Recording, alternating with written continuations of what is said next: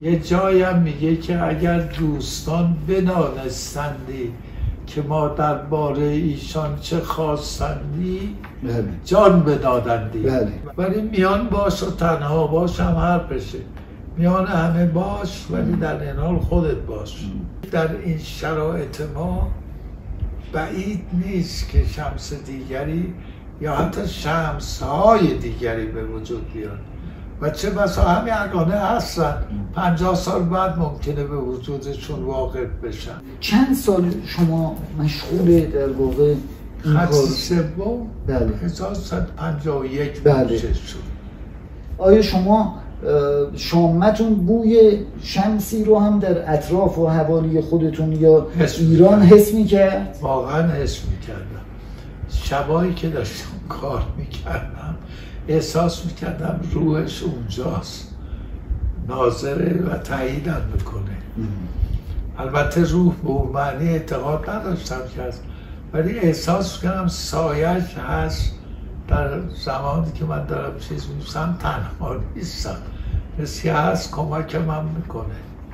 یه همچه احساسی داشتم. انگار به نوعی معنای زندگی رو برخی در این کتاب پیدا کرد. همینطور زندگی غنی رو به عنوان برای انسان حتی تنها تایید میکنه که با غنا بتونه زندگی کنه، خودش باشه و تنها رو پای خودش بیسته، محبت بکنه و انتقاد زیاد نکنه، پرپاچه این و اونو نگیره.